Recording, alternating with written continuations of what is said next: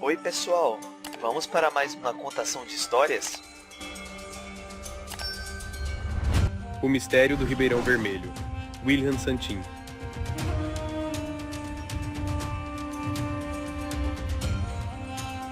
Johan não costuma andar devagar com sua bicicleta BMX. Aos 7 anos, gosta de pedalar com energia pelas estradas de terra da fazenda Renânia, onde mora com os pais, seu irmão e sua irmã. É normal ele estar suado e cansado, mas teve um dia que ele chegou em casa mais cansado do que das outras vezes. E assustado, Wieland, um ano mais velho do que o irmão, foi logo perguntando: O que você viu por aí? Por que esta cara de susto? Por que veio correndo tanto com a bicicleta? Viu onça? Ela correu atrás de você? Marie, menina de 5 anos, muito curiosa e esperta, largou as bonecas com as quais brincava para se aproximar dos dois e escutar o que Johan tinha a dizer para tantas perguntas. O menino respirou fundo, recuperando o fôlego perdido com tantas pedaladas. É o rio, o nosso rio. Tá vermelho, parece que pintaram ele. Wieland ficou surpreso. Você foi sozinho ao rio, passando pelo meio da mata? O papi já falou que não é para ir sozinho até lá. Tem até jacaré. Esqueceu, é? Johan rebateu. Sei que fiz errado, mas estava me imaginando um aventureiro que desbrava as florestas. E fui pela trilha com a bike. Quando percebi, estava na beira do rio. Daí vi a água vermelha. E voltei rapidinho. Marie, que só ouvia, disse que também queria ver a água vermelha. Queria ir até o rio. Wieland também gostava de aventuras, e respondeu que poderiam ir até lá. O pai tinha dado ordem para ninguém ir sozinho, mas ele achava que, indo os três, não tinha problema. O que as crianças chamam de rio, na verdade é um ribeirão, um curso de água não tão grande como um rio, mas também não pequenino como um riacho ou um córrego. Ele passa pelos fundos da fazenda, tem águas limpas, quase transparentes. É lar de muitos peixes e de capivaras. É estreito e cercado por matas. O pessoal da região respeita a natureza. Não corta as árvores que estão nas margens dele. A essas matas chamam de ciliares. Mas agora o rio ou ribeirão, que mais à frente serve até para a companhia de água fazer captação e abastecer a grande cidade vizinha, estava vermelho. As 3 crianças pegaram as suas bicicletas e pedalaram pelos carreadores, cercados pelas lavouras de aveia e trigo, até chegar à mata, onde uma trilhazinha estreita levava ao ribeirão. Johan não estava mentindo nem exagerando. As águas estavam vermelhas mesmo. Maria apresentou a sua teoria. Devem ter jogado tinta guache, daquelas que a gente usa pra brincar. Uma latona de tinta. Que feio. A mami já falou que não devemos jogar nada no rio. Wieland e Johan ficaram pensativos. Era visível que o ribeirão não estava normal. Até mais triste. Eles precisavam descobrir o que tinha acontecido. Era um mistério. Foi Wieland que teve a ideia. Vamos falar com a professora Cida. Era feriado. Dia sem aulas para as crianças e de muito trabalho para os adultos. A colheita do trigo estava atrasada por causa da chuvarada dos dias anteriores. Para Dona Cida, profissional dedicada, era tempo para corrigir trabalhos e preparar aulas. Ela lecionava na escola rural e morava ali pertinho. Os 3 irmãos pedalaram firmes. Os meninos às vezes indo um pouco mais devagar para esperar a irmã. Afinal, ela só tinha 5 anos, mas curiosidade até maior do que a dos garotos, e pernas fortes também. Chegaram suados à casa da professora. Crianças, o que está acontecendo? O que fazem aqui se hoje nem é dia de aula? Antes que os 3 respondessem, foi enchendo copos de água e pedindo que se sentassem à sombra de uma mangueira. Foi Johan que contou do vermelhão que estava o rio. Marie apresentou a sua opinião da grande lata de tinta. Infelizmente, esse vermelho é causado mesmo pelo homem, minha querida. Mas não foi tinta que jogaram ali. É o vermelho da terra, do nosso solo, do fértil solo onde crescem as lavouras. A chuvarada levou a terra para o ribeirão. Explicou a sábia professora. As crianças demonstravam ainda ter dúvidas. Mas se o vermelho vem da terra e quem levou foi a chuva, por que a senhora disse que os homens têm culpa? Quis saber Johan. Acho que já está na hora de conhecerem a história do pai de vocês. Conversem com ele sobre o vermelho do ribeirão. Ele precisa saber disso e dará muitas respostas. Depois da conversa com a professora, os 3 voltaram pedalando devagar. Já não era mais preciso correr tanto. Sabiam que o pai só estaria em casa quando já fosse noite. Era sempre assim em tempo de colheita, ainda mais colheita atrasada. Mas o que será que ele tinha tanto a dizer? O pai das 3 crianças se chama Herbert Bartz. Ele é um agricultor. Gosta muito de produzir alimentos e está sempre pensando em como conseguir fazer mais e da melhor forma. Naquele dia, Herbert chegou em casa muito cansado já à noite. Encontrou os 3 filhos bem acordados, esperando o pai para uma conversa séria. Ele pediu para as crianças que dissessem logo o que queriam, o que poderia ser tão urgente. Wieland tomou a frente e foi relatando o fato de o rio estar vermelho. Contou que tinham ido até lá e que depois procuraram a professora. Realmente é importante o que vocês estão dizendo. Tão importante que é melhor conversarmos com tempo e calma. Agora eu preciso de um banho e de dormir. Durmam também. Amanhã levarei vocês à escola e vamos conversando no caminho. Os 3 foram dormir imaginando o que tanto o pai tinha para contar. No dia seguinte, acordaram antes do horário de costume. Marie ainda não ia à escola, mas acordou também. Iria junto. Precisava descobrir qual era o mistério das águas vermelhas. Já no café da manhã, Herbert começou a falar. Quando eu comecei a plantar, já faz tempo. Rios vermelhos eram normais na nossa região. Naquela época, a gente arava a terra, revirava ela, deixava limpinha para plantar. Para isso dávamos o nome de preparar o solo. Mas quando a terra estava assim arada, vinha a chuva e levava tudo para o rio. Wieland interrompeu. Então é para isso que se usava aqueles arados que estão lá no galpão. Sim, isso mesmo. E por que o senhor parou de usar arados? Questionou Johann. Herbert olhou para o relógio. Já era hora de irem para a escola. Disse que no carro contaria mais. As crianças subiram no jipe. O pai deu a partida e continuou. Eu não me conformava de ver o solo indo embora. O tesouro de um agricultor é o solo. Numa noite de tempestade, fui para o meio da lavoura, vi a água levando a terra, as sementes, os adubos. Isso acontecia comigo e com todos que plantavam no Brasil. Era normal ter erosão, aquelas valetas no solo. A terra ia ficando pobre, sem vida. Uma tristeza. Tá, papi, mas o que o senhor fez? Perguntou Marie. Herbert dirigia o jipe mais devagar do que de costume. Queria contar tudo para as crianças. Eu já vinha conversando com pesquisadores. Um deles, chamado Rolf, me falou da possibilidade de plantar sem preparar o solo.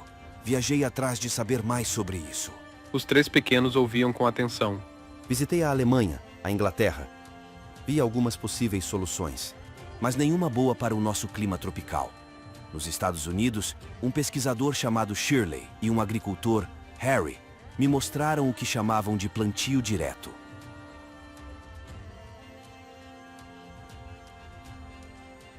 A conversa estava agradável, mas o jipe chegou à escola, e já era hora de as aulas começarem. Os meninos ficaram. Marie voltou com o pai, ansiosa por saber mais. Depois disso, comprei uma máquina plantadeira para plantar sem arar a terra, em cima da palha da colheita anterior. Todo mundo começou a me chamar de doido, filha.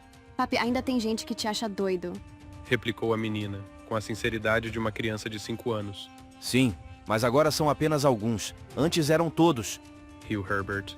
Depois ele explicou que com o tempo o pessoal foi vendo que aquilo era bom. A palha protegia a terra, não deixava ser arrastada pela chuva. Melhor ainda, fazia a água ser absorvida pelo solo, deixando-o mais úmido. E tudo ia virando matéria orgânica e trazendo a vida do solo de volta, que deixa mais fértil e saudável a terra. Então acabaram chamando de sistema plantio direto. Vieram uns japoneses, de um município chamado Mauá da Serra. Viram, gostaram e começaram a fazer igual. Depois vieram os agricultores de uma região chamada Campos Gerais e também começaram a plantar na palha. Fundaram até um clube, o Clube da Minhoca. Minhoca, papi. Por que minhoca? O senhor não tá falando de terra? Inquietou-se Marie. Terra boa tem minhoca, menina. Agora deixa eu ir colher. Estou atrasado. Respondeu o pai. Mas e o Rio Vermelho? Se agora todo mundo faz plantio direto, o que aconteceu? Replicou a menina. Herbert saiu apressado, dizendo que à noite conversariam mais. Marie passou o resto da manhã com as minhocas na cabeça. Na hora do almoço, foi com a mãe buscar os irmãos na escola. Contou para eles da conversa com o pai. E os três passaram a tarde cavando, procurando e encontrando muitas minhocas, até no meio do trigo e da aveia onde os búfalos pastavam. Quando Herbert chegou, já à noite, eles tinham dezenas em uma bacia para mostrar ao pai. Viram? Quando a gente arava a terra não tinha minhoca, agora tem. Elas gostam de matéria orgânica, que são as folhas e raízes das plantas em decomposição, junto com os bichinhos e da própria terra. E vivendo em terra boa, tornam a terra ainda mais boa. Uma beleza! Disse o homem com entusiasmo. Tá bom, papi, mas agora explica por que o rio está vermelho. Cobrou Johann. Herbert suspirou. Ficou quieto por alguns segundos. Sempre fazia assim quando ficava nervoso. É o vizinho novo. Chegou com muito dinheiro. Comprou 3 propriedades de uma vez e transformou em uma só, enorme. E desandou a plantar de qualquer jeito, sem deixar palha no solo e usando o arado. Choveu e as terras dele foram para o rio. Wieland se exaltou. Mas ninguém vai fazer nada? Herbert explicou. Juntamos 3 amigos, todos bons agricultores, e fomos até lá, com muita educação. Ele respondeu que as terras são dele e que vai fazer como quiser. E que não tem nada a te aprender com jacus do sítio como a gente. Agora vou tomar banho. Luísa, a mãe das crianças, pediu que fossem dormir. Já era tarde. O mistério estava desfeito. Sabiam a causa do vermelho nas águas do ribeirão. Era terra. Mas Wieland disse que tinha um plano para a tarde do dia seguinte, quando os meninos chegassem da escola. Marie passou a manhã ansiosa, esperando pelos irmãos. Queria saber qual era o plano do mais velho. Quando chegaram, Wieland explicou. O neto do tal fazendeiro se chama Marcos e estuda na nossa escola. Ele mora com o avô, que se chama Pedro. O Marcos disse que o seu Pedro não é ruim, mas que só gosta de fazer as coisas do jeito dele e que não ouve ninguém. Tá, vi mesmo você conversando com o Marcos. Mas qual é o plano? Quis saber Johann. Vamos convencer o seu Pedro. Gritou o mais velho dos 3. Marie estranhou. Mas o papi e o Marcos já disseram que ele não escuta ninguém. O que eles ainda não sabiam é que Wieland tinha mais informações contadas pelo Marcos. Seu Pedro era filho e neto de agricultores. Sua família mexia com a terra havia muitos anos, mas ele tinha deixado a agricultura ainda mocinho e ido para a cidade trabalhar em um escritório. Quando o pai dele morreu, recebeu uma grande fazenda de herança. Vendeu e comprou as terras perto da família Bartz, decidindo voltar a ser agricultor. Mas ainda achava que tinha que fazer igual ao tempo do avô dele. Então a gente vai lá, conta pra ele a história do papi e ele também vai fazer plantio direto. Resumiu o mais velho dos 3. Marie completou. E se a gente levasse uma minhoca? Você anda mesmo com minhocas na cabeça, menina! Brincou Johann. Daquela baciada de minhocas que os 3 tinham capturado, todas foram soltas na terra. Menos uma que Marie colocou em um pote com bastante solo e matéria orgânica. Até nome deu para a bichinha, Mimi Minhoquenta, uma minhoca de estimação. A Mimi vai com a gente? Ela informou. Com as bicicletas, os irmãos foram, pelo meio dos carreadores. O trigo já tinha sido colhido, e agora as plantadeiras semeavam o milho na palhada do trigo, com a terra protegida da erosão e do sol escaldante. Dirigindo o trator que puxava a plantadeira, Herbert, de longe, viu as crianças. Sabia que estavam tramando alguma coisa, mas confiava neles. Os irmãos Bartz foram bem recebidos na fazenda do seu Pedro. Se são amigos do Marcos, são meus amigos também. Disse o homem, e mandou servir suco de acerola para os 3. Wieland, muito sério, fazendo pose de adulto, foi quem puxou a conversa. Sabe, seu Pedro, o senhor não fique bravo comigo, mas é que não está certo o seu jeito de plantar. Menino, meu avô fazia assim. Meu pai fazia assim. E eu decidi fazer assim. Como o arado, o mato vai embora. A terra fica limpinha, pronta para a semente. Uma maravilha. Respondeu o avô do Marcos. Johann entrou na conversa. Mas a terra do senhor vai embora também? Sabia que o nosso rio tá vermelho por causa disso? Neste momento, apareceu Haruo, um sábio trabalhador rural, com anos de experiência, que seu Pedro havia contratado um dia antes para ser gerente da fazenda. Pediu licença e entrou na conversa. Sabe, patrão, estava pensando em uma forma de dizer muitas coisas para o senhor. Mas vendo a sua conversa aqui com as crianças, resolvi aproveitar. Arando a terra, o senhor precisa usar o trator muito mais do que fazendo o sistema plantio direto. Com isso, gasta uma fortuna de óleo diesel e polui mais o planeta, além de contribuir para que o rio fique assoreado, que é quando ele vai se enchendo de terra, e também estraga o solo, que vai estar pobre, com jeito de morto e improdutivo daqui a alguns anos. Seu Pedro ouviu com atenção, coçou a cabeça e respondeu. Talvez um dia eu mude. Por enquanto, não.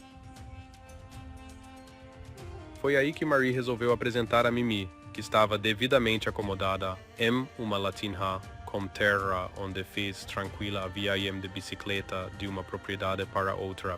Seu Pedro, esta é a Mimi Minhoquenta, a nossa minhoquinha.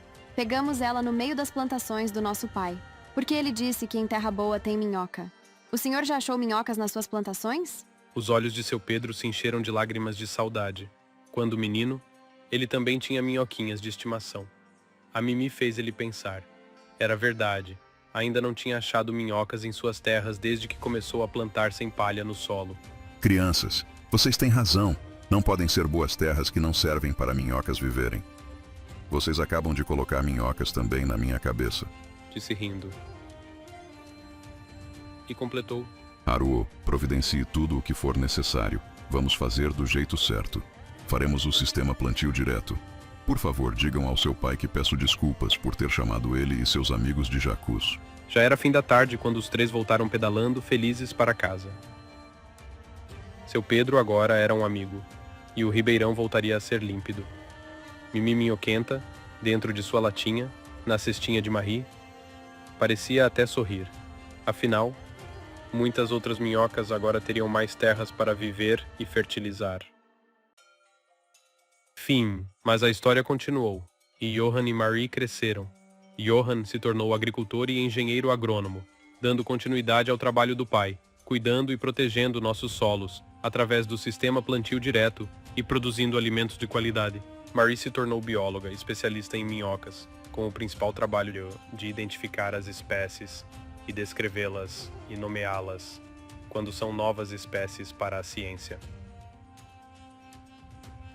Nas pesquisas dela, a Mimi Minhoquenta foi identificada como uma nova espécie de minhoca nativa, sendo a primeira encontrada em cultivos agrícolas no país, e, portanto, foi nomeada Phimoscolex bartzi, em homenagem aos trabalhos do Papi Herbert com o sistema plantio direto.